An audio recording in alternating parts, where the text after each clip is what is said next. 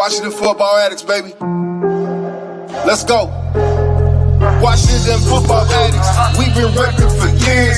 Always keeping it real. It's Rod, Steve, Devin, Phil. We talking about latest deals and what goes on the field and happenings with the team. So listen if you a fiend. Go Rod, go Steve, go Phil, go Dev, go Rod, go Steve, go Phil, go Dev. Washington football addicts, baby. Let's go.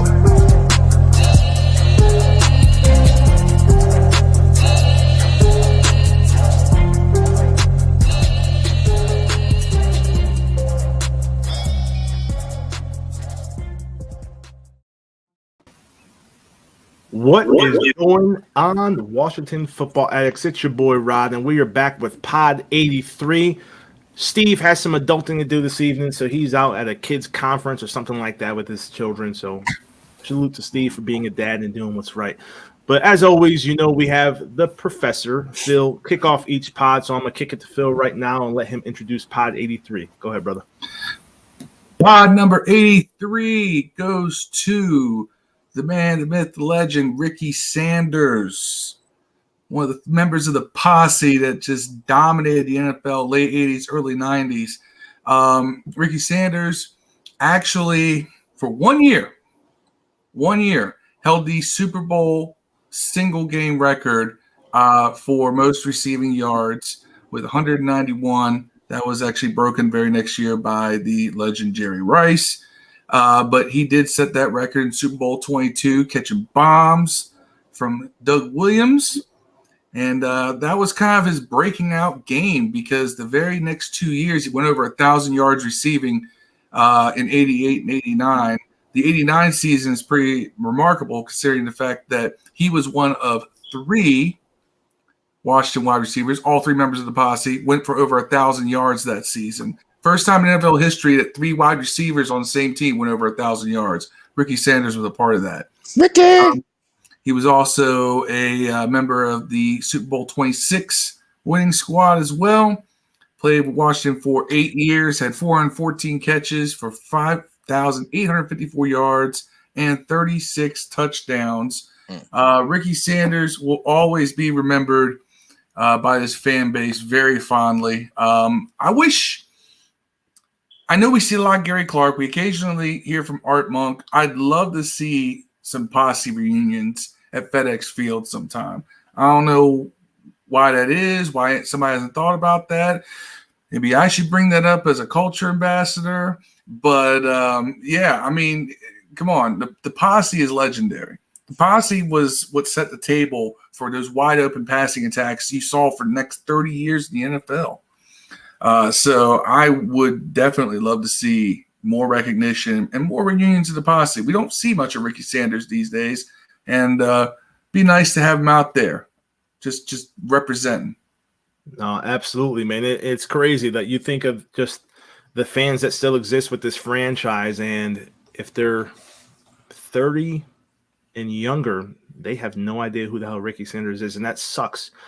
Because he was such a huge part of probably the three of us, all of our upbringings and just having good feelings and vibes and memories of this squad. So, yeah, you talk about the posse and the fun bunch and all that other stuff. Hey, three Rickies black people need to know anyways, man. Ricky from Boys in the Hood.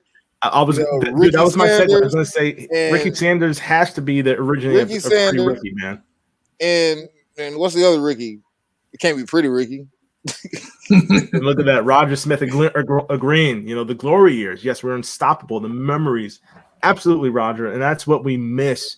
And I hope we're going to get there. I think we're going to get there again. You know, and we just got to keep fighting and do what we have to do. Now, if you want tied into current history, by the way, Ricky Sanders came out of college. He was a running back, converted to wide receiver. Same as Art Monk, who was a running back, converted to wide receiver, and I know that we're going to be seeing a little bit more of Antonio Gibson split out as a wide receiver. So, you know this is breaking news. Hey, look, last year J.D. McKissick, running back, was our best slot wide receiver. Look at Tone, like he literally, you know, you Damn, claims the sorry, I world was with born in fame, man. Born in 1996. 96. I was graduating high school in 1996. I salute you fans, man. Like that younger generation that watches and loves us, man. That is crazy. So look, he's still he's still good time to be a fan. Sean Taylor. That's look at Lim. Yes, Steve. This is still the intro. Shut up. God damn it, man. I just told everyone you're adulting, Steve. You're doing fatherhood things. You're at a PTA meeting, and you're on the live stream leaving comments. Have you listened to some of these teachers talk? Right. I'd be on here too. Steve hates his kids. Everybody, shout out to everybody at PTA meetings watching us. Absolutely. So, earlier the week we had the quick slant, fellas, and we talked about some of the roster cuts, and we didn't know who would come back on part of practice squad. So I'm kind of segue to the next topic. Practice squad is taking shape. So yesterday we end up signing 15 players, I believe, to the practice squad. I'm going to run through the list really quick, and then you two can kind of give me some feedback on how you feel about who we brought back. And if you think anyone from that list, I'll give you guys one player each that you think will be elevated before season's end. And so here's the practice squad as of the 1st of September. And I don't think anything changed today. So we brought back Peyton Barber, offensive lineman Bo Benchwale. Test my pronunciation this evening. Defensive end William Bradley King has come back. Wide receiver Antonio Gandy Golden, AGG. So he went from 10 to 11 and now 18. Damn, it's been a rough 2 years for that kid, but he's back on the practice squad. Center Keith Ishmael has been brought back. Cornerback Danny Johnson. Linebacker Jordan Kunizik. I think I said that right. We called him linebacker Jordan because we couldn't pronounce it. Hold on one second. You know how horrible it has to feel to know that you got cut? Dude took your jersey number, then you got to come back and watch the dude that took your job take your jersey number, bro. It is hella disrespectful. He probably pulled up with his girlfriend too. He's got the right number. He's got the right number. Pulled up with AGG's girlfriend. Dude, he got Doxson's number, man. Yeah. Man, not only did he get Doxson's number, that number might be Annabelle. His number, like his game, is the reverse of 81. Yeah. Hey, he might have put up that jersey. Might be Annabelle, bro. That jersey is the reverse of Art Monk. So, what number is it? 18. Dude, that's all the Washington football players that worn 18. They get fucked. What number was Styles? He wasn't 18, was he? Never. But Tone, yes, we will be live streaming week 1 against the Chargers. So anyone who's listened to the pod, if you're purely, just a quick admin note right here, if you're purely listening to the podcast on a podcast audio pod, we are responding to live stream. So we've started live streaming all of our podcasts. So if you hear us responding to commenters, that's what we're talking to. So I highly recommend you have a YouTube account, subscribe to the YouTube channel, help build our listener base, viewer base, but then you can participate and interact with us. And we really love that part of it. So I'll kind of watch it and then go listen to it again. Absolutely. Yeah, exactly. Yeah. Watch it and listen. That's great. You get more insight that way. So like I said, linebacker Jordan Kunizik came back. Guard Wes Martin. Linebacker Jarrett Norris. Safety Jeremy Reeves. Defensive end. I was doing a Wes Martin impression. Bunmi Rotimi. Tackle David Steinmetz. Center John Toth. Defensive tackle Daniel Wise. And then defensive tackle Gabe Wright. So, gentlemen, of that list, who do you think will be elevated to the final 53 sometime this season? And Phil, I'll kick it to you first. Keith Ishmael. I think it'll be Keith Ishmael. I think that we're going to see Chase Rouillet has been a rock for so long, and I got this weird feeling that he's due for an injury. So I have a feeling that Keith Ishmael will get elevated to the 53 just because of the fact that, look at where there's a good chance of something like that happening. And we haven't had an injury at center. Chase Rouillet, like I said, just steady as a rock. But, yes, I think Keith Ishmael is going to be that guy who moves up. He did actually see a little bit of playing time last season. So I think that you'll see that he may get brought up again. Maybe some time on a practice squad is good, offensive linemen, it's so either you come out the gate strong or you need a lot of development. There's no middle ground. So maybe he just needs more development. No, I agree, man. And that center position is the anchor of the offensive line, and you want someone who's going to be competent. And I think that we're good with Chase there in the middle, Roulier. But yeah, Keith Ishmael, I liked his story last year when he was drafted. Kind of had a warm feeling in my heart with signing him. Drove all the way from New Mexico. Yeah, it's good to have depth. That's what I think that we don't realize right now. It's kind of an odd feeling to look at in the practice squad. Like, I'm not going to lie and pretend like be a homer. I look at the practice squad. It's a practice squad for a reason. No one truly jumps off the page for me, suffice for a name or two. But it's good to have depth. And I think that we're doing that with the active 53 roster, and we still have additional depth in the practice squad. The genius part about Barber being added to the veterans practice squad is that you can pull him up and take him back twice. And once you pull him, like, for instance, if we play a team where we need a running back, you can pull him up and he can start for 2 or 3 weeks, or have if we need somebody for short yardage, he can go in and play for a couple of weeks. And then you can put him right back on the practice squad and you can't yank him away. So it's almost like having another person added to the roster. He doesn't count toward the 53 to activate him. Just those 2 guys. He's one of them. So really, he's a 4th running back. No, absolutely. It was and all those guys he cut, everybody complained about, AGG, somebody's going to take him. Soon somebody's going to take Reeves. Guess what? Still here. Yeah. No one's even claimed Moreland. And we looked at him as a, pseudo starter in a sub package, So maybe Ron playing chestnut checkers, bro. I'm just realizing that. Maybe. I'm just realizing that. So is Moreland on our IR? I have to Google it during the podcast. He is injured, but they were I thought that they said he'd be ready by week 1, but maybe they're just not taking chances, and no other team is willing to take that chance either. On a reserve slot corner. They can always sign Moreland and put him on IR, and they do that. He's only out for 3 weeks. I mean, but if they had to put him on IR before the season started, then they would have lost him for the year. So, like I said, if he's injured and no one else wants to pick him up, maybe they know something, and maybe they're going to bring him back. Yeah, who knows, man? I mean, look. Moreland and Ben DiNucci got cut. It rained for 3 days straight in Harrisonburg. Let me tell you, bad day to be a Duke. Bad day to be a JMU Duke. Hey, before I jump into the practice squad players, I think will be pulled up. The answer to your question, Roger, is not turn it over. That's honestly the one thing we did last year well is not turn it over or make foolish mistakes. I think we were one of the best teams in the league when it came to penalties, right? Yeah. So those are the things we do well. Hopefully, those are things that are hold over. But you have Fitz magic, so you never know. I hope so. He throws a lot of interceptions in Madden, but Madden is not real life. It's more of an arcade game. Although Except when I play it, it's real life. Fuck you, Dev. Listen, ladies and gentlemen, if you want to play Madden and get really frustrated, play Dev. He sucks. He cheats. He blitzes every down, and I hate him. I want to break my disc in half playing him. So if you're not cheating, you ain't trying. Bill Belichick.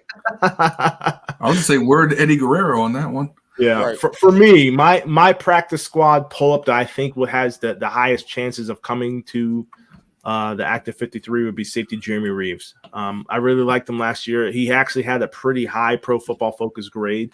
I was surprised to see him go to the practice squad and not one of the rookies, specifically Derek Forrest at the safety position. But he made the team, right? He made the team. Yeah. Derek Forrest made the team. That's what I'm saying. But next segment I'm going to get into, he ended up going in IR today, actually. So, yeah, I think Jeremy Reeves has a chance to come back up to the practice squad. So, with that being said, we will segue to the next segment. So, we're talking about roster moves. And on the practice squad, you notice I didn't mention the linebacker. Was it John Mayo? David Mayo. Thank you, Phil. See, that's why he's the professor. I'm just the host. But we that was OJ Mayo. Yeah. See, this is what happens pre-production, pre-pod. They throw different names at me, and it confuses me. But anyways, Derek Forrest has been placed on the IR today, and then we brought back David Mayo. So David Mayo, drafted by the Panthers in 2015, been really a reserve player. He started for the Giants in 2019, his best year as a professional athlete. I think he had like 82 tackles or something like that. He was on our offseason roster, didn't make the final 53, didn't make the practice squad, but we pulled him up today. And I guess he was probably too much of a veteran to get pulled up. But how do you guys feel about spreading some mayo on the defensive linebacker position? Phil, I'll go to you first. I was about to say, we kind of needed it, didn't we? We did. We were really short. I think we only had 4 linebackers. We only had 4 linebackers. So, I think that was kind of part of the plan. They wanted to see how Forrest was going to turn out. And then when it's like, okay, he's going on IR, then it's like, okay, bring up Mayo. So we have another reserve backer. That's fine. I mean, if KJ Wright's still at home, right? I mean, no, he is with the Las Vegas Raiders. Signed today. Damn it. Yes, I know it. I was waiting. I'm glad you didn't know that because I looked at the damn waiver wire today. And I said, Dev has not hit the admin chat. He doesn't know about this. And yeah, he got signed by the Las Vegas Raiders for a 1-year deal. I don't know like, specific to the deal, I feel like that song "In the Arms of an Angel" is playing in the back of my. In the arms of an angel. I feel like that's going on in my head. Let's see if they have the terms to the deal. I don't think they do yet. No, just a 1-year deal with the Las Vegas Raiders. But hey, we'll see him December 5th, and hopefully we run over his ass. So yeah, Tone agrees. He knows. Unfortunately, we won't see him, but. Thanks for telling me late, Tone. You can't blame Tone. That's on you, baby. That's on you. But yeah, it's not for me. Bringing up a linebacker. I hope that we're still looking. I'm very much interested to find out what happened with Reuben Foster with the Jets. Do you guys know if he actually made their roster or got signed, was tendered a deal? I just know you worked out with him. I didn't see any numbers on that or any conclusion to that deal. Yeah, same thing. Now, one thing that I am curious is Ron Rivera at the end of his press conference today said something pretty tongue-in-cheek about how he was going to make a major move. He says, and I'm not going to tell you all about it yet. He says, but you, and then he looked at the report and says, but you all will be texting me to find out. And I don't know if he was just having a little fun with the media or if he's got something up his sleeve. Cam to DC. Cam already plays in DC. Cam Sims. Just kidding. I wouldn't mind Cam though, but I'm cool without him. You finally have accepted that, Dev. We're not getting Cam. I am a defeated man right now. Oh, let me remove this banner. You are a defeated man. No more Cam Sims in DC? No Cam Newton. We already got Cam Sims. Right. No Cam Newton, no Fig Newton. Oh, nothing. Man. Newton's law, at least. What goes up must come down. Is that the law? I think so. It's been a while since I gave up that fight. It's Aaron Rodgers, though. No. You better stop it. Oh no. But we'll slide up to the NFC North and talk about someone up there who's not an active player, but is probably the GOAT. In my opinion, I think he's not that little piece of crap that played in Dallas. Barry Sanders loves Jarrett Patterson, the GOAT. To me and to many people, Barry Sanders was the greatest running back of all time in the NFL. If you're too young to remember him, what was he, 5'9", 5'10", had 205-pound running back. His legs were bigger than Saquon Barkley's, it seems. I used to crush people on Technobowl Barry Sanders, bro. He's a beast. He's a beast. Unstoppable Barry Sanders. Here's the thing. Barry Sanders is the single greatest talent I've seen at running back. Like, him retiring early kills me because it means that Emmitt Smith holds that career record. But he only did it for the love of sweetness. Yeah. And the fact that his goal to him was also that to him, Jim Brown's record was the one to beat. Yeah. And as soon as he passed Jim Brown, he felt he didn't have anything else to prove. Which is a shame because I'm telling y'all, if y'all are too young to remember Barry Sanders, YouTube him. Please YouTube him. There's only one team who could consistently hold him down. Us. We're the only team that he seemed to ever struggle against on a consistent basis. Didn't play them in the NFC Championships that year. We did play in 91. Played them. Yeah, I remember that. They were supposed to beat us, wasn't they? No, we beat. We put. Here's the thing that year that was Detroit's best year. Right, that was their best chance. Yeah. They went 12-4. We played them in the first week of the season. We played them in the NFC Championship game, and we beat them by a combined 86-10. Don't tell me 91 Redskins weren't the greatest team of all time. Yeah, I want to beat. Here's the thing: I want to beat a team 45-0, 41-10. I want to beat a team like that this year. Yeah, anyway, let's hope Jerry Patterson helps us. I'm telling you what, dude. I am sick of clutching my damn chest and think I'm going to have a heart attack every week. Like the Heartbreak Kids, the Heart Attack Kids, the Heart Attack Team, whatever you want to call them, the Washington football team, Redskins. Yes, every damn week I'm screaming at the television. I'm losing my mind. Like you, Phil. Yeah, let's give me a 41-10 victory sometime this season. I would love it. Beat the brakes off of someone. Dev, how do you feel about Barry Sanders talking about Patterson, man? Do you think that we actually landed a diamond in the rough, or is it just I don't know? Yeah, man. I mean, as long as he can actually catch, like I seem like I was teased. Oh, he can catch. The preseason game we saw that. First game, I was like, man, that dude can catch. The second game, I'm like, what's this guy doing? Like third game, rather, he was dropping everything. So I don't know what happened. Hey, we're just letting you rock. Oh, well, I'm saying that. Yeah, I like Patterson. I'm gonna let it roll. Rodney's like froze or something. Rod weird, froze. I was like, why do you look like Lou Diamond Phillips? You like the Rock if he didn't take his medicine for sugar. Hold up. What are you I'm getting a picture of this one. Oh my God, that's hilarious. Looks like the happiest kid at GameStop, bro. What is he doing, man? He's frozen. That's what he is. That's why I was like confused. I was talking like, is Rocky ready to laugh or something? Did he message you? He was enjoying the conversation. Live on the Apple TV. So let's. But I like Patterson. I'm excited. I'm hoping that Patterson lives up to the hype, man. That would be dope. Like, cause I feel like maybe Gibson's injury prone. I don't know why I feel that way. I know the turf toe gave him problems, but I feel like he never really carried the ball a lot. Like. Well, remember we didn't really give him the ball for the first 5-6 games of the year either. We were trying to be.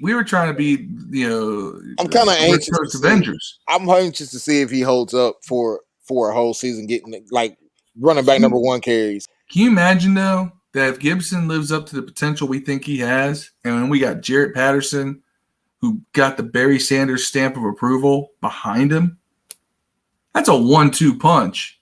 And then that makes me really interested to see some of those two-back formations I saw in training camp, especially because they're often splitting both Patterson and Gibson out wide. All we need now is Malik. All we need now is Malik. What's his name in college? Who are you talking about? Dude from college. I can't think of his name, man. Malik Willis or something like that. Am I tripping? Oh, the QB? Yeah. We might. I mean, there's a lot of QBs expected to come out in the draft. Man, but if this offense had Malik Willis, son, man. You see this offense. Rod, I got a picture to send you later on. Shout out to Spectrum Internet. That was Lou Diamond Phillip as goddamn. You hear Jeff say you look like Lou Diamond Phillips? Bro, I hate you. I don't know what said when I dropped off the pod. It still shows him circling around for me. Damn, dude. This is annoying as shit. Tone, I'm sorry. I'm back. Rodney got that great value internet over there. Bro, I pay $210 a month for Spectrum fucking internet and cable, man. These dudes suck. Like Rod's frozen. Dude, oh man, I used to sell Spectrum internet. Oh, I hate them. That's why I don't like you, Phil. Man, I hate the Spectrum. That's why I hate Phil. I hate them more and more now. That's horrible.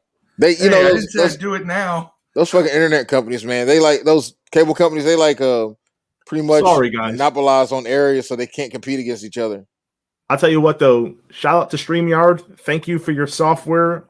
I jumped on YouTube on my phone, and I can see you guys. You're still talking and chatting. I'm trying to text you guys. I continue the convo, man. I'm sorry. My internet. That's what we were doing. Yes. I was actually talking. Okay, so I was talking about we were talking about Antonio Gibson, and Dev said that he is worried that he has this weird feeling that Gibson may be injury prone. And I said, but if he isn't, and he lives up to the potential we think he has, and then you got the Barry Sanders stamp of approval back and Jerry Patterson behind him, so that's a 1-2 punch. And it really makes you want to see what they do with some of these 2 back sets I saw them pull out in training camp. Because they had sets with Gibson and Patterson on the field at the same time. That is crazy. You heard it here first. Phil, breaking news again. Malik Willis from Liberty. Oh, okay. Was he the dude who made AGG look like a 4th-round pick? Yes, that dude's nice. I'm telling you, man. I hope it happens. Make AGG look like a 4th-round pick. That's my dream. That's my dream quarterback. I'm gonna speak it into existence. Manifestation. Malik Willis. Thoughts become things. I hope we trade to get him too. I don't want to be terrible enough to draft him. But wait, Steve, hold on, Steve. Who's a better version of Biner and Irvins? Patterson, Gibson is what he's saying. Steve is smoking on a sticky of the icky. I'll take it. That's an interesting combo because Biner and Irvins were such different backs, though. I don't know if you can say that about Patterson and Gibson. How tall is Patterson? They do the same thing. But then again, Gibson's a bigger back. Biner was a bigger back. Irvins was a real small guy. So is Patterson. So 5'8". Patterson's 5'8". Yeah, Irvins was 5'7", 5'8" himself. Girlfriend's taller than him. Hell, I got 2 daughters taller than him. That's crazy. That's Yeah, I'll tell you what. Yeah, that is a big 1-2 punch, man. If Patterson gets a stamp of approval from Barry Sanders, Tone, definitely agree with you, man. Like, yeah, I love it. I love it. Rod it makes me feel warm inside, man. And Rod saw that comment and has been the biggest Jarrett Patterson fan ever since. I already loved him. I mean, but Barry Sanders is my favorite running back of all time, and definitely high on one of my favorite players of all time. Mine too. Whether Washington football team, Washington Redskins, across the NFL landscape. He was just professional in the way Barry Sanders would score a touchdown and just hand the ball to the ref. My father would always tell me, like, act like you've been there before. Act like you've been there. And, yeah, it's good. But Anitra. my mama was like, show your ass, baby, Anitra, we still do have Barber. We still have him. He's on our practice squad. And we talked about it earlier in the show that he's probably one of the players that can get called up if we're looking for, running like 4 running backs, or if someone goes down with an injury, or if Jarrett Patterson turns out to be trash. Dude, Diamond Phillips is back. Oh, he's you back. unfroze. You're good again, Rod. I'm good. Can you still talk? Can you still hear me? Yeah. Yeah. So I'm saying, like, Barber may be one to come back. So we will see with that. But I'm interested to see how that turns out. I am. He is one of the guys that I'm really interested to see how he turns out this season and what kind of role he gets. Right, blink. Lou Diamond Phillips is back. Oh Lordy. So moving off of Jarrett Patterson, because I could talk about him all day, the way he's been. But I'm trying to. Oh, Rod's back. Never mind. I was about to start switching the conversation to the next topic. I'm going to try to move it along to the asterisk year. So we are we added another regular season game. So, Dev, I'll ask you before my internet cuts out again, and apologize for this. What team record do you think is at risk of being broken with an additional game this year? Sack record. I kind of can see maybe punting record, like for touch or whatever the touchbacks is. Okay. I mean, it's That's a lame possible. one. I think with the way Fitz throws the ball and an extra game, you may see a single season yardage record. Nope. Our single season yardage record isn't that well. It's 49-17. 49, yeah, but come on now. How many times has Matthew Stafford gone for that? You know? I know, but Fitz. Where's Steve at, man? Why can't he get the 4,000 yards every day song in his career? I don't have his stats up. Wait a minute. How come Phil didn't get to smoke weed every day? Hold on, let me explain. That outlandish shit. Hold on. I'm gonna rationalize this. I'm gonna rationalize I feel like Stephen A. Smith now. Blasphemy. That's asinine. Remember that last 16 game stat? I feel like remember that last 16 game stat with Fitz? That he has 4,400 yards in his last 16 games played. Yeah, a 300-yard performance on top of that, and now you're at 47. That's and one cheating, like he was man. throwing to the greatest set of wide receivers in Miami. Phil, that's cheating because he's never done it in a single season.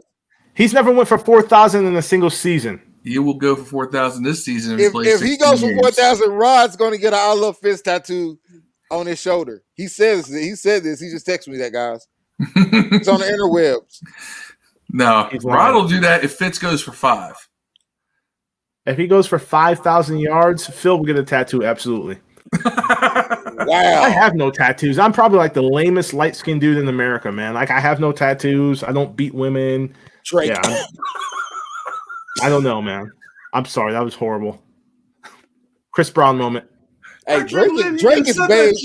Drake is beige Jesus, dog. When his we just talked about Drake earlier, so yes. I'm telling everybody, Drake is beige Jesus when that album drops tonight. I'm telling y'all. I'm not even a Drake fan. Steve said that he will get a tattoo. Oh, Steve ain't got no room for a tattoo. Where you gonna put it at? Oh my God. Be a chest piece right here. Steve's got like a ton of tattoos. Double salute for Tone. No tattoos. I got none, man. I got none. I got one back here. Y'all can't see it. I got Yoda too. See it somewhere. Oh, I just see an ashy arm. It is ashy. I got some Akira on here. Hey, Anitra, I guarantee you next week, brother will be smiling. He'll be smiling. We're going to get a victory week 1. Guarantee it. Dang, look, you took your son. You went and saw a bunch of guys who are going to be bagging groceries here in a couple of days. Right. So it's okay. It's okay. Yeah. And I'll tell you what, when you look across the ball and you see J.K. Dobbins go down with that ACL injury, I'll take the ass whooping and avert injuries and anything like that. We're going to be healthy, knock on wood, for week 1. So I guarantee. And here's the thing, Anitra. So we're going to talk about more for our pregame show with the Chargers, but they didn't play any of their starters the preseason. So I think that they're going to be really, really, really rusty week 1. I hope, but we'll see. But I'm still going to guarantee a victory. I don't care. Screw it. So we were talking about single season records that will fall, right? Yep. Now, I don't think the rushing record's going to fall. That's Alfred Morris, 1,613 yards. I don't think that's going to fall because we're not going to run the ball that much to get that. Well, not with one guy, anyways. No. Now, the single season receptions record is 113 by Pierre Garcon, friend of the pod, friend of the show. So do you think that one would fall? No. You don't who's think we're going to do it, McKissick? Well, now, hold on. We're not going to be throwing the ball now. And it's okay. So your record for yards, receiving yards, is 1,483. That's Santana Moss in 05. That could happen. I don't think it will. You think somebody could go for 1,500 yards receiving? I think that could happen. Who will get 1,500 yards this year? McLaurin. Speak it into existence, manifestation. I'm gonna say it. Damn. I don't. Yeah, I think he could do it.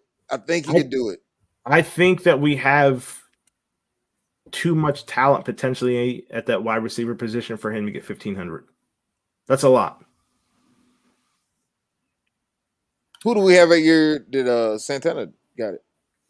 Fucking probably Lavernius Coles in 2005 and Santana Moss and James Thrash. Well, here's another one for you. The single season sack record for the team. Yeah, I said that one. 18.5, Dexter Manley. No, I said team. It's still up there, though, man. That's still tough. That's still a sack a game. Mm-hmm. 1.5 in one game. Like, that's tough. Somebody's going to get 30 sacks now in the season. A tough one to be. I mean, you think of what Michael Strahan did for the Giants a couple years ago, 22.5 sacks, like, in 17 games? Like, god damn. Yeah, that's rough, That's tough, man. And, it's one thing to get it early in the season, but when teams start game planning for you, like, okay, we're going to shut down Michael Strahan, we're going to shut down Chase Young or Montez Sweat, and you still get your work in, that's dope. Well, anybody knows how Michael Strahan looks like a caricature of Michael Strahan? Like it's look at that. Look at Anitra. She likes the light skinned fellas. I like it. What's up, man? Nobody likes light skinned fellas. Except light skinned fellas. I'm just joking. The one I was trying to find and I can't remember is the single season interceptions record. That one, because he's old, Anitra. He's old. I don't know. He still would have been good depth though, keeping Kerrigan. So the question is, why did we get rid of Kerrigan? I think Kerrigan would have been great depth for this organization. He wanted more snaps. Yeah, I'm not finding an interception record for this organization either, man. I cannot, and I don't know why. Because I want to say that it's. I know Dale Green doesn't hold it. He holds a career record. Fisher, right? No, I don't think Fisher has the single season record. I'm trying to pull up Football Database. Is it Ball? No. So Anitra saying that Dale Green has for some reason, I want to say either Brig Owens or Paul Krause has the single season record. Now, Dale Green never had like one blowout season. He was just really consistent, and he was one of those guys that no one ever threw the ball his way anyway. Hold on. Season. There we go. Football Database. I love you. All right. I was close with Paul Krause. He's number 2. He had 12 interceptions in 1964. So number one is Dan Sandifer, who had 13 interceptions in 1948. Talk about a long-standing record. And that was back in the days of 10-game seasons. That's over an interception a game. That's also when they probably threw 8-9 times a game. Look at Anitra got jokes for Steve. I love it. Ooh. Come on, you get good question though by Steve. Over under for Chase Montez combined. Is Montez on the practice squad? What's up, Steven Montez? No. Montez Sweat is starting. Anyway, 23.5. That's a tough one. Who gets the most sacks between? I almost take the push on that one. I think Montez has more sacks this season than Chase. Yeah, I don't know. So with that, then I'm trying to click it. Here we go. So if it's 23.5, and say we beat it, Dev, and you're saying that Montez will have more sacks, what's the split? 14-10? I'm gonna get 13-11. Okay. You really like Montez, but I do too. I think he's a stud, and he plays the same side. I think the Young's a better player. I just think that Sweat at this point, in my opinion, I think he's a better. I think he's his skill set is more equipped for pass rush. Like he gets there fast, and it might be because he's getting single covered this year. And with Ioannidis is going to push up the middle whenever Payne and Allen aren't. Tone, the record is 18.5 by Dexter Manley. Right, Dexter Manley. Yeah. Ooh, that would be nice. I would like to see somebody break that one. If somebody breaks that one this year, our defense is wrecking shop, and we're winning way more than the 10 wins I predicted. I wonder if Jamin Davis is going to blitz a little bit. Yeah, so here's Steve's response to that. So yeah, for single season interception record, he had to be close. He had 4-1 game versus Jay Cutler in the Bears one year. Talking about D Hall. And he only had 2 the rest of the game. He only had 2 the rest of the season. So really, wow. Yeah. I just see him pick off 4. You see him pick somebody off 4 times. Who else going to throw at him? Hell. True. Very true. True. It was Dan Sandifer with 13. I just looked it up. That one. I mean, look, and I'm the guy who prides himself on his history. I said Paul Krause because I was like, I know he had more than 10. I was close. He was number 2 with 12. But yeah, that record stands since 1948. You know, we don't see who would set that record though. We don't have anybody who's just a pickoff artist in our defensive backfield. We got guys who knock down passes. Williams, Jackson, whatever name. You know what I'm talking about? Maybe. You know, I want to see Landon Fletcher. I want to see Landon Collins like blitz this year a lot because I keep hearing they're going to use him more like the Giants did the box. I want to see him blitz the quarterback this year a little bit. I want to see him get about 4 or 5 sacks this season. That would be nice. Right. We did touch on that, Justin. We don't know what the hell he's talking about. He may have just been messing with the reporters because, hey, our reporters deserve getting messed with. Cam. I'll tell you what, Justin, what I do like and appreciate is we finally have a head coach that is not willing to play his hand and just open up and fold in front of the reporters and the rest of the league. So keep the cards close to chest. You can say some things and kind of get people talking, generate some interest. Maybe you force a division opponent to show their hands a little bit quicker and make a move. Because if we said Cam and you know Dev is kind of chanting that, and we think that hey, Cam Newton coming to DC. What if it's Luke Kuechly? Dallas to make a move because Dallas has been linked to him, but they also just signed Eric Greer a couple of days ago. So what if it's Luke Kuechly? Respect on his name. He said time for Watson. Oh, I would love that. What if it's Luke Kuechly? Luke Kuechly as a linebacker coach. What if he signed him though? As a linebacker coach? He's keeping that linebacker thing fresh. Listen, man, when I saw Luke Kuechly, man, go off the game crying because he had a concussion and just didn't know what was going on, I don't want to see him stood up again. Yes, right. That sucks, but I wanted to suck on our team, bro. No, I'm done with the sucking stuff, man. Go suck somewhere else. You play. Either you're 100% or you get out. No, Luke Kuechly had an amazing career. No, Luke Kuechly. And look, I'm going to touch on if you're a professional wrestling fan and you know what happened today, you don't want anybody with a concussion getting into anything physical. Hey, I like this comment from Roger Smith. He says, Ionitis, I am the man, leads the defensive tackles with 8.5 sacks. True or false? Very possible. 81. Think so? Very possible. I'm still going Settles. That's who led it last year, damn it. No, I think because Ionitis wasn't there. Hey, as a team, anyone who's watching, how many sacks do you think we're going to have as a team this year? What's the record again? Single team record, single season record for a single player? Yeah. 18.5. No, for the group, for the team, the squad. It's in the look it up. I'm trying to Google it. It's going down, bro. I am saying 50 should be the goal for the defense. 50 sacks. That would be the goal. I'm going 72. No, I was joking. I ain't. That would be crazy. What's the NFL record? I think like 60 something. Breaking that. What is it again? Like 60. I want to say it's like 66. We are breaking that, dog. I'm telling you. But I do think Ionitis is going to lead the team. I'm sorry, he's going to lead the defensive tackles in sacks because pass rushing is what he does. He forklifts dudes right back to the quarterback. So the Monsters of Midway led the season in sacks, 72 sacks for the Chicago Bears in 1984. That's right. Damn. That was before the 85 team. And we should have beat those Bears. We played them in the playoffs and we got screwed for the refs. That's why I'm laughing. That's crazy. Oh my God. We breaking that down. That was like Detroit Pistons out there, man. Pads on. Justin says Andrew Luck's coming out of retirement to play for the Washington football team. Man. RG3, Andrew Luck's doing a lot of things. RG3 quits ESPN, comes back. He was going crazy. I love it, man.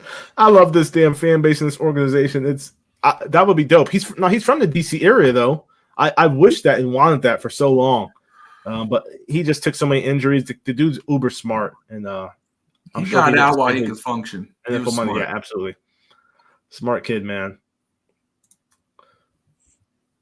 So yeah, Justin, we talked about this earlier. We're talking about perhaps the receiving record. We said that Terry McLaurin might get 1,500 receiving yards, beating Santana Moss's like 1486. Yep, beating that record. And then we talked about sacks, but we think our high is probably 13 with Montez, and the high is 18.5 by Dexter Manley. So the thing is with McLaurin is that if he's going to break that, just because he's such he excels at the intermediate routes, he's got to get over 100 catches to get to that 1,500 yards.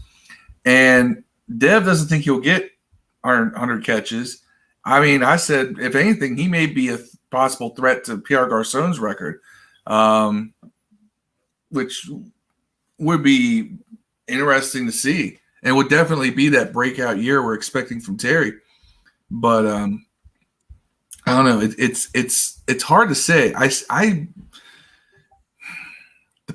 I do think Fitz will go for over 4,000 this year. I don't know if he'll go for 49, but I think he'll go. You said it now, man. You gotta get the tattoo, bro. Just because of the offense we're in, just because of the weapons he has. You said 5,000 earlier. Yeah, you gotta get the tattoo. I said if he goes over 5,000, Steve will get a tattoo. No, you said you get a tattoo. I said Rod would. Then Steve volunteered. I thought you were going to get like the Invisalign tattoo or some shit of like hair in your head or something, Phil. Oh man! I'll tell you what. Get some straight backs like okay, no. I'll put this one on record. If Fitz goes to 5,000, I will grow my own Fitz beard. Can you get it that bushy?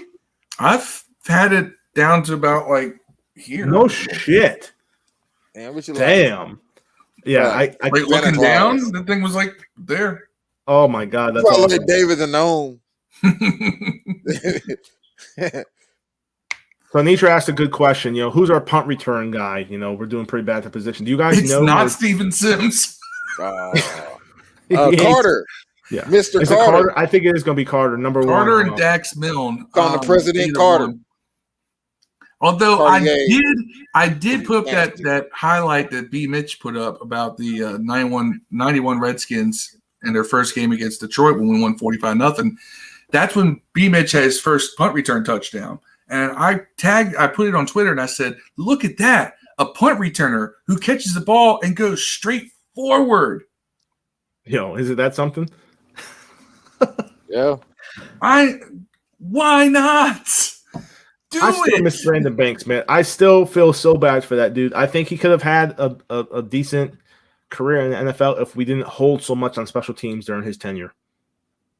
If he didn't hang out outside DC nightclubs with a knife. Oh, damn. Yeah, I guess that. How he got the nickname Stabby. Yeah. Steve's got it. Anyone not named Steven Sims will suffice. He was right going. Where didn't he get? He got cut from Buffalo. Will Stephen Lim suffice then? Is that what he's saying? Are you going on record? Stephen Lim, Stephen Sims, Stephen Lim. I've seen Stephen hit a heavy bag. If his legs are as fast as his hands, he might have a chance. This is true. My guy got them hands, stone hands, baby. All the addicts do. That's how we get down. Tone says, "I'm glad Steve Sims is gone." Fred Brown isn't part of this chat tonight because that is his man's. No, but Fred's spider sense is going off right now to join. I'm trying to see if I could tag him in this week. He could show up and talk some crap. Mad, yeah. Oh man. Didn't he say he got all 53 of the people right on the roster or something like that? He said 52 out of 53. Right. Man. I like this prediction right here. So Rogers chiming in and said, hey, we'd much rather Gibson and Patterson get 1,000 yards apiece and Fitz pass for 3,500 yards. 11 to 13 wins guaranteed. You know what's possible though? J.D. McKissick might get 1,000 yards. He could get 5 rushing and 5 receiving. That could happen if Gibson gets 1,000 rushing. That's what my question to Roger was going to be. Are you talking about 1,000 all-purpose or 1,000 rushing? 1,000 rushing is hard. I don't think that's ever happened in the NFL before, other than like the Ravens with Lamar Jackson going for 1,000 and Dobbins going for 1,000. But 2 running backs. Yeah, I don't think we've had. I thought Tampa Bay did it right. All said and done. No, they came close. I think they went 1,100. I think All Stop went for like 1,100, and then Work Done went for like 8 something, or vice versa. Justin, who do you root for? Who do you root for leaving that comment, man? This Fitz is true. Break the Redskins interception record. I throw no less than 2 interceptions in a game. I'm mad with Fitz. Mostly to me. Fuck you. But yes, that's what I do. Oh, Roger says rushing, though. So go back to his previous comment. 1,000 yards rushing each for Gibson and Patterson. Damn. We just talked about that. No, I'm saying that would be dope, though. So here's an interesting stat. Do you know what the single season record is for the most interceptions thrown by a Washington quarterback? 5,000. I don't know. In a season, not a game. 23. Third. That's number 2, and that was Sammy Ball in 1948. But no, Norm Snead, the man we traded away to get Sonny Jurgensen, with 27 in 1963. Wow. 27. Damn, I figured it would be. I figured it'd be a lot more than that. 27. Wow. I feel like it would be a lot more than that. Looking back, I'm just saying. AD. Didn't Danny Downs score like 30 or some shit? AP? No, he's not. He's done. Justin just likes messing with our fans. Shake my fist at you, sir. I shake my fist. I might even bite my thumb at you. Why not? Feeling proper tonight. So yeah, never going to happen because Scott Turner must pass on 3rd and inches. Steve, you're right. It's maybe not. We'll see. I mean, Jared Patterson may change that dynamic. I thought, 30 interceptions does sound realistic for our organization, but hopefully here's the crazy thing. Do you know that only one quarterback for our team in the 21st century has thrown for 20 interceptions? Only one. Well, what's the question? Hold on. Only one quarterback for this franchise in the 21st century has thrown 20 interceptions in a season. Mark Brunell. Nope. Kirk. Brunell was efficient. No, Kirk didn't throw a lot of interceptions. Kirk or Campbell. Mark Rippon. Y'all are overlooking the big one. 21st century. Doug Williams. 21st century. 21st century. Since 2000. He's Schuler. He's Schuler. Schuler went on his team in 2000. That's Farrat. The sex cannon, baby. Rex Grossman. Oh, my gosh. Sexy Rexy. Threw for 19 touchdowns and 20 interceptions. I was going to go better than John Beck. I was going to go for Beck next. No. Steve's, man. He got a Beck jersey. Look at Jeff George. Jeff George didn't last long enough to throw drinking at the PTA meeting. Jeff George.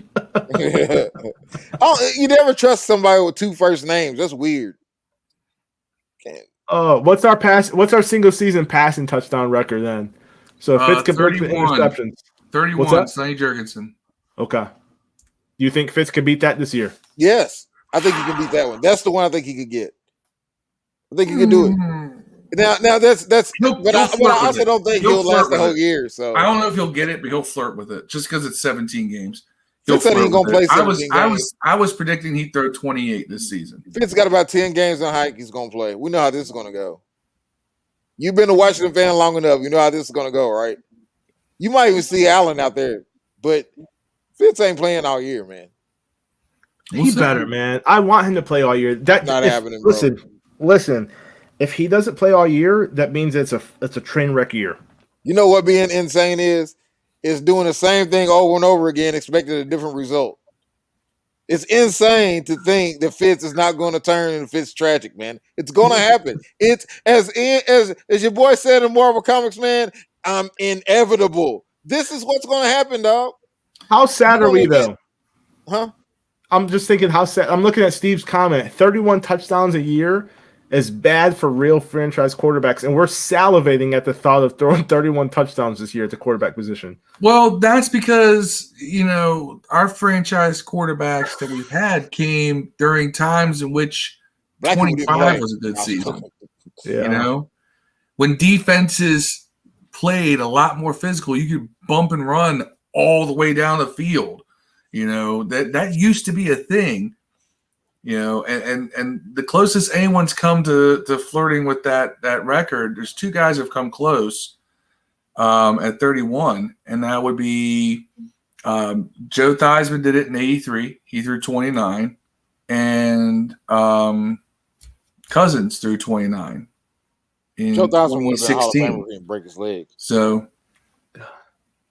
people do not respect how good Theismann was in his time. He was a league MVP in 83. Right. He beat out Joe Montana for league MVP. Think about that. He beat out John Riggins that year, and Riggins set the single season touchdown record. And Theismann was the MVP. Yeah. Just saying. Listen, man, I live in the Kansas City metro area, and I look at Patrick Mahomes like smacking life to babies' asses when they're born. He's fucking milk cartons, cereal boxes. I just want that. I want that feeling. I want to have a legit franchise quarterback as an adult. Because when Joe Theismann was our franchise quarterback, I was a very, very, very small child. I don't remember that. I remember Doug Williams. I remember Mark Rippon. I remember Brad Johnson and Heath Schuler and Gus Farad and Trent Green and Tony Banks, Rex Grossman, John Beck. Like, that's the things I remember. So I hope we find our guy eventually. I know that Fitzpatrick will not be that, but yeah. But it buys us time to find that guy. Yes, and with that, we need a running game to take pressure off the quarterback position. So knowing that Fitzpatrick is not a world beater, but he's a competent and capable quarterback in the league, have a good, strong, complementary running game to offset some of that pressure. So I would like to see us as a team rush for 2,200 yards combined. What up, Steven Johnson? Let's go, baby. One of the sister or brother pod. Let's Talk Washington checking in. I appreciate it, man. Love the content. Vice versa. Love your content as well, man. Appreciate you joining sister the stream. Pod. This ain't BGO. What?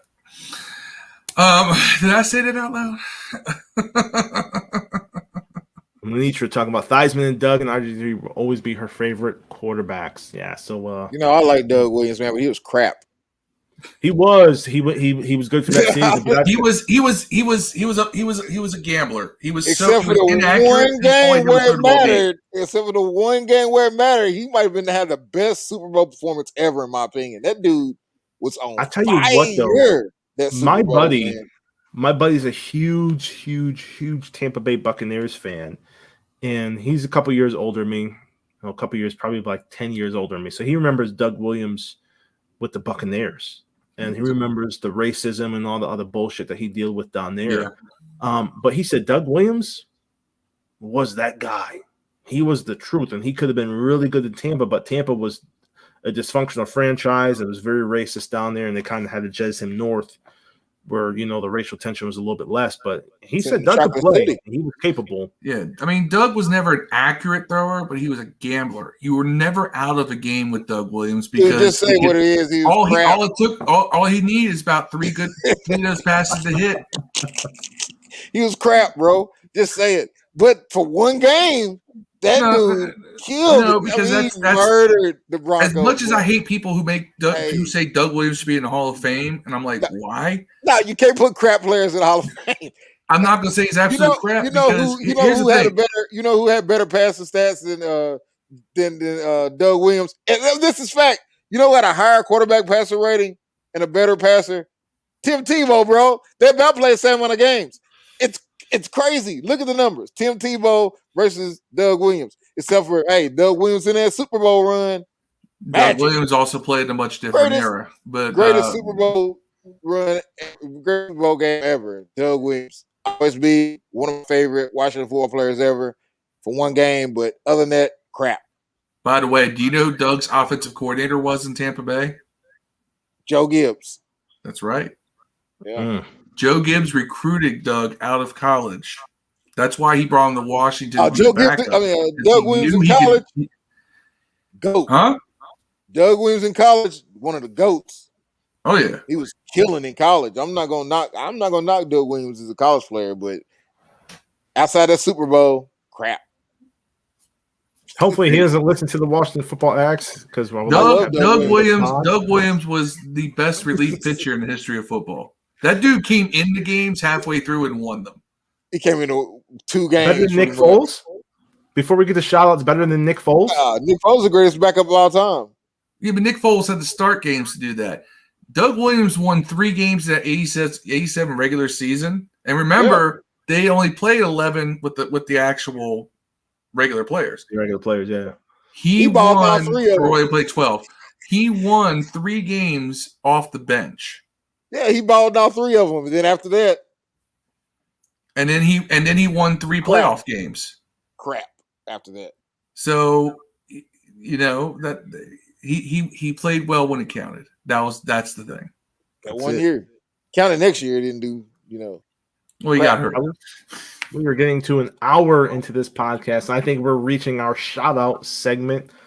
So I'll kick it off. Shout out to Doug Williams. I like Doug's the GOAT. According to Tellen, Doug was the GOAT in his book. So yeah, he was your book is crap. No, I was joking. Just kidding. I like Doug Williams. I don't want nobody to go away like that. He's definitely one of the Washington football GOATs. I'm not going to take that from him, man. He deserves every honor he gets. He definitely needs to be in that Ring of Honor, and he is. So well, yeah. Imagine racism not relevant back then. How many athletes would have been much more peaked? Yeah. Baseball would have been. Black people would still be playing baseball, I bet. I love baseball. I was probably my best sport growing up. Name 5 African American baseball players right now without the Google. Name them. Hurry up, count them. Hurry up and say it. Name Shout out to Google who would have to help. I'm trying to think of that kid. Andrew McCutcheon. Hold on, Andrew McCutcheon. That old ass dude still play. Yeah, he plays for the Phillies. All right. So Andrew McCutcheon, Michael A. Taylor. You're on the internet. You're looking He's on the internet. He's a professor. He's not. You're on the internet. Not disrespect the professor while he speaks. You're on the internet, man. Nobody can name 5 African Americans. I started to, and he cuts me off after 2 because he doesn't believe. He messed up the train of thought. I did have to think about it a little bit. I was like, wait. Daryl Strawberry. All I can think of are Dominicans. All I can think of are Dominicans. So right. You can't think of it. I'm not saying baseball. Black people don't like baseball. I'm just saying. Well, see this. We're almost getting into barbershop content. We need to do another barbershop episode. So we'll save this. We will save this topic for the barbershop conversation for later. I'm not saying it's right or wrong. Yes, but my shout out to everyone who's been on the stream tonight, man. This is by far our most active comment thread. It's been a blast. I can't put every comment on the screen. But I do appreciate everyone who has chimed in this evening, and just keep doing it, man. Definitely, like I said, subscribe to the YouTube, to the Facebook, join the group, and keep consuming our content, and it gives us a reason to keep creating it for you guys as well. So salute to everyone who chimed in tonight. Dev, who gets your shout outs, brother? Doug Williams again. I love Doug Williams straight up, though. I'm not gonna lie. I don't like Preston Marshall. Fuck that guy. But Doug Williams, you're a cool dude for me. Shout out to Tone and Nitra. I probably butchered the hell out of Robinson, Tone. Jackie Robinson. Jackie Robinson. Shout out to Jackie Robinson. He said Willie Robinson. Willie Robinson? He's thinking Willie Mays and Jackie Robinson at the same time, I'm sure. It's all good. Probably. Yep. Yeah, I don't know. I don't know what y'all talking about. Baseball. Anyway. Yeah, he's naming old dudes. Yeah, that's what I'm saying. You can't name any African American baseball players, man. That's tough. Anyway, any other shout outs, Deb? That's it. All right. Shout out to everybody in the chat who has joined for the first time. Yes. Thomas Millen, Anitra, Roger. I know you're kind of newer to. I know Roger. I've seen him a couple times before. Anitra, is the first time I believe I've seen you in here. Yeah. Same with Thomas. I'm glad y'all joined. Mm-hmm. Please keep coming back because we like the engagement. That's why we do this. We do this to engage with y'all and provide y'all with content. Shout out to Bland Girl Obsession. Shout out to the fan ambassadors. I had a really nice meeting today with the fan ambassadors today. Oh my God! Are you going to tell us some breaking news? Let me put it this way: if you're one of those people who feels that the team's leaving you behind with the name change, don't. They got some stuff coming down the pike that is going to it's going to blow your mind. I got to see a glimpse of. He won't even tell us, man. I'll say this much. Don't say nothing. They're preserving a lot of artifacts for a reason. They're going through the process of preserving leather from the 1930s. Damn. They probably whipped my grandma's back with that leather, though. I'm just putting that out there. I ruined it. I fucking ruined it. Ah. You did ruin it. Nice, Deb. So with that, if you think you want to hit up the team about culture, hit up Phil on Twitter.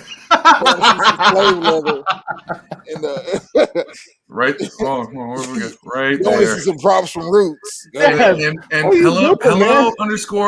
hello I'm Deb on Twitter. If you want to make complaints to the race department. Hold on, man. My Twitter handle is @Filio83. Oh my God. So T-Ho, we call Tone T-Ho. So definitely easy to remember. And the climate we're in today, I'm not going to call you T-Ho at all. I'm going to call you Anisha, we do the Thursday pods. That's our regular podcast. We do quick slants whenever something of immediate concern comes up. We did one earlier this week, actually. And we do preseason pregame shows. And sometimes we jump on post game. I remember after the Pittsburgh game last year, Rod was so happy after that Pittsburgh game. He basically caused a former member of this podcast to run. He was so happy. He was so happy that someone who is very pessimistic about this franchise literally logged off midway through the pod. It was exciting. Post game. Yeah, absolutely, man. So typically our schedule is Thursdays and Saturdays. We'll probably switch it up for the regular season, maybe Thursdays and Sundays or something of that sort. Give you guys the injury wire, give you the 5 inactive or 6 inactive for the game. But yeah, we try to be as active as much as possible. Yeah. Quick question: y'all going to watch Shang-Chi tomorrow? 37-6 every time. Are y'all going to watch Shang-Chi tomorrow? We're going to watch what? Shang-Chi, the Legend of the Ten Rings, the Marvel dude. Is it in the movie theaters? Tomorrow, yes. I hate to say this, but superhero movies. That's not going to the Disney app, man. It's going straight to theaters. I'm going to go watch Candyman, but I seen that at the theaters. Was it good? That. No, wasn't good. I mean, it wasn't bad. It wasn't horrible. You cry during Tyler Perry movies, man. So I hate Tyler Perry movies, man. Unless you count the Ninja Turtles joint, you know what I'm saying? I don't know. I can't deal with it. But anyways, man. I went to see Candyman. It's pretty cool, man. But it's not. You just got to watch it. It's weird, man. Like they kind of just. One funny thing about Candyman, I want to point out, the old Candyman. It's all about race. Like those white guys killed him because he was in love with a white woman and all that stuff. But in the movies, he never kills a white person. Ever. Watch the movies. All right. Candyman only kills black people in the movies, man. Candyman. Not in the times voice. 3 times or 5 times in the movie? 3 times. 5 times in a movie. All right. So good question. Before we go, I'm not saying it. Favorite personal Washington autograph item that y'all own? Does anyone have any autographed paraphernalia? Somewhere. I only have one. I got some Washington paraphernalia, but not any autograph. Somewhere I have a game. Listen, somewhere in a box, I have a game day program signed by Matt Elliott. What? who was the Mr. Irrelevant in '92, and he had blown out his knee, and he was in the stands at RFK during a preseason game, and I went and got his autograph on that. That's the only autograph item I have. You did not get it from Eli Manning, did you? Because no, I got it from Matt Elliott. That's the only autograph from a former Washington player that I have is my Matt Elliott signed program. I once seen Brian Mitchell at a Steak and Shake once, but it was from across the street through tinted windows. So I don't really know if it's him. Somebody just yelled Brian. It's funny because I've got stuff that's autographed by famous people. That's the only Washington one I have. No. I take that back. I have a signed Josh Norman hat. I got at training camp a few years ago. So I have an RG3 Rookie of the Year jersey I have signed. I bought an Ernest Biner autographed jersey. I have a Ryan Grant signed jersey. You said it right. The favorite one for me, though. Good question, Thomas. I really appreciate that. So it is this one. I hope you can see it, but it's a Sean Taylor autographed football. Oh, snap. So This is by far my most prized possession that I have.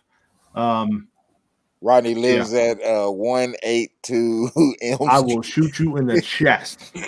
Guaranteed.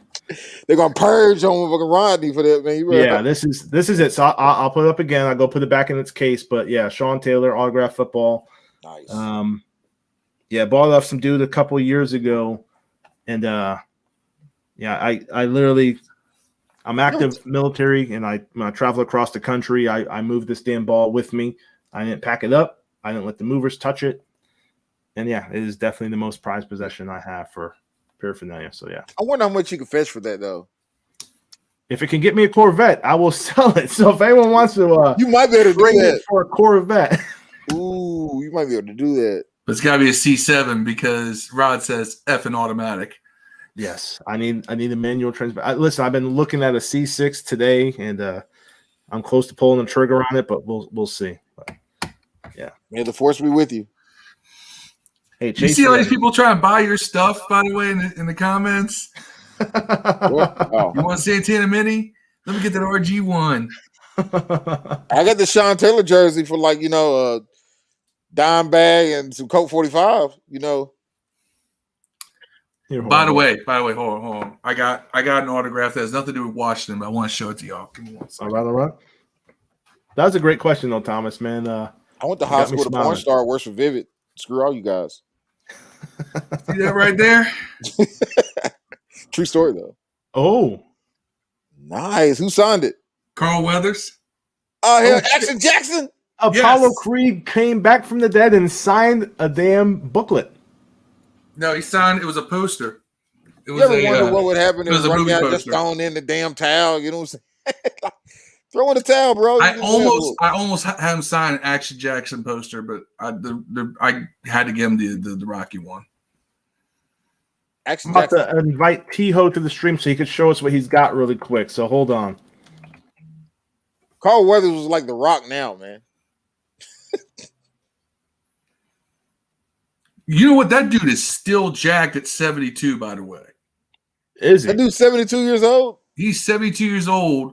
He's on The Mandalorian. I could whoop his ass. Yeah, I know. I could whoop his ass. No, now. I don't know about that, Dev. I think I could take Carl Weathers, man. He's taller. He's about 6'2", and he's still same height. He's still got the broad shoulders and everything. Like, let's get on the next Jake Paul. Let's get on the next Jake Paul fight. Action Jackson, me versus you, dog. I'll whoop your ass. Actually, you 72, man. Don't you have to train for a month to get your 4.6 speed? I'll whoop Carl Weathers' ass at 72.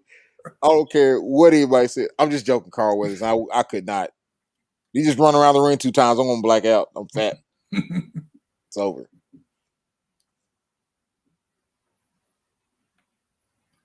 Be nice if we can get T.O. on here. I want to see what he's got.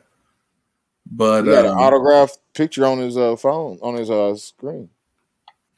But yeah, I got that Carl Weathers autograph. I went to AwesomeCon a couple weeks ago, because my buddy drugged me up there. But he paid for the Carl Weathers autograph. He's like, "Who you want?" I was like, "Give me Carl Weathers." Give me. Did you dress up? That's what I want to know. Come on, man. If you went to Comic-Con, what would you dress up as? Beast from X-Men, probably. Man, I'd dress up as like Fat Spider-Man or some shit like that. You can go as that guy from La Bamba. No. End the stream. Lou Diamond. I'm trying to get T-Ho so I can invite him to stream because I want to see what he has. You go Smokey Robinson, bro. Nah, I'll tell you what though. Going to one of those Comic-Con type deals. Night, Nature. Good night, Mitra. We'll see you. Thanks for joining the stream. Be back again.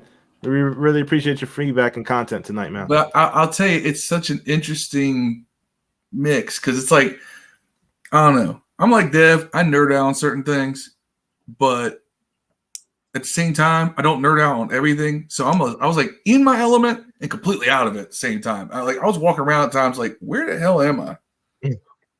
And I went down there with somebody dressed like Jean Grey. Boner. No, she was.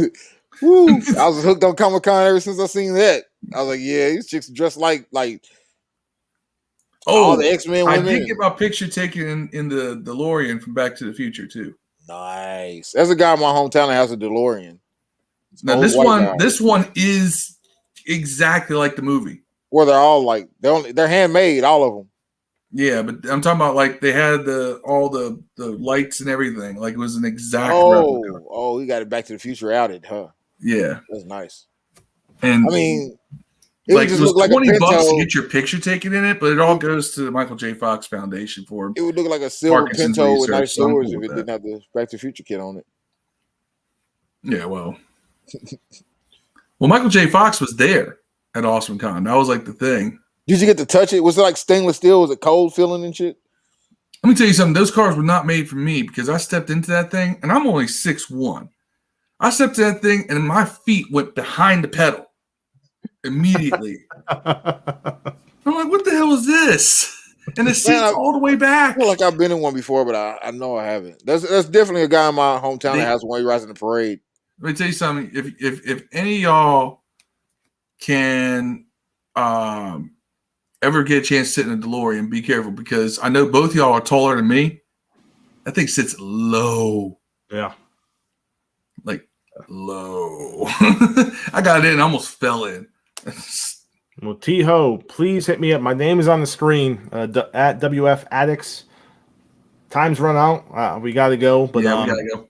Definitely can see you on the next stream. But everyone, like I said, who's participated tonight, man, really appreciate you guys. Keep hailing. Keep rocking with us. And till next time, peace. Peace.